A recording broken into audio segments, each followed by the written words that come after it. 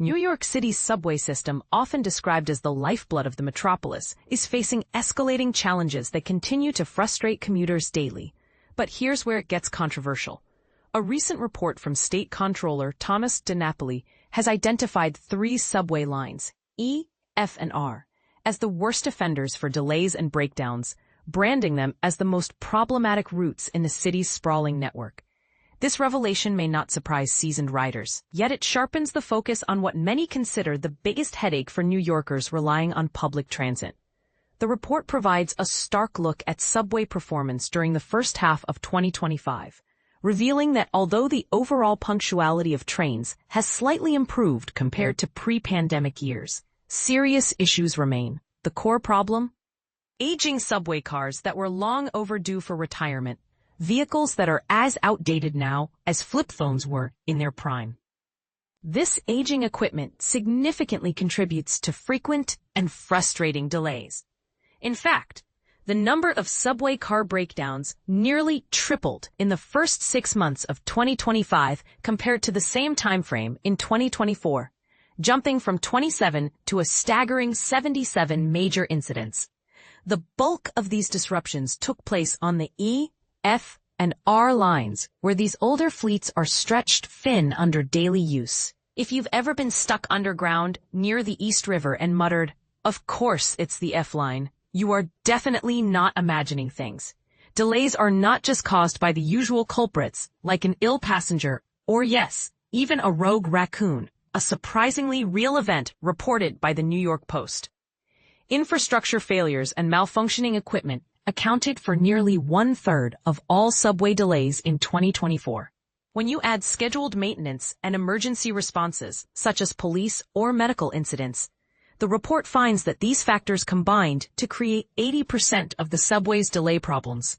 This doesn't mean all lines are performing poorly. For example, the L train, which recently received modern new cars and advanced signal systems, boasted an impressive on-time rate of 91.9% for 2024, the highest among all lines. Contrast this with the B train, which had a disappointing punctuality rating of only 64.2%. The F line, infamous for ruining brunch plans and daily commutes alike, managed a slightly better on-time performance at just 70%, reinforcing its reputation for unreliability.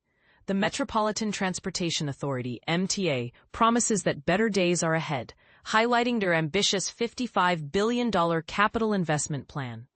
This massive fund allocates over $10 billion toward purchasing new subway cars, with additional billions aimed at upgrading outdated signal systems and repairing deteriorating maintenance facilities. However, here's the catch. Most riders won't see significant improvements anytime soon. DiNapoli's warning is clear. The MTA must stay committed to delivering these upgrades on schedule and within budget to avoid prolonged struggles. So what does this mean for you, the daily commuter? Simply put, prepare for ongoing disruptions. The trains will keep running, but delays and breakdowns are likely to persist for the foreseeable future. The reality is that for most New Yorkers, hopping on a subway remains a necessary, albeit often exasperating, part of life. Walking or biking to far-flung destinations like Queens isn't always feasible. And this is the part most people miss. While infrastructure investments are crucial, the transition to a smoother subway experience is a marathon, not a sprint. Are we resigned to accepting delays as the new normal? Or can pressure from an informed public push for faster and more transparent progress? This raises important questions about accountability and how public transportation projects are managed. Have you experienced firsthand the frustrations of the E, F, or R lines?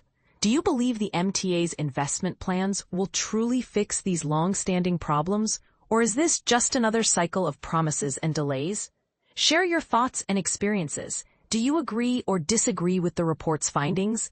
Let's start a conversation about what the future of New York's subway system should look like.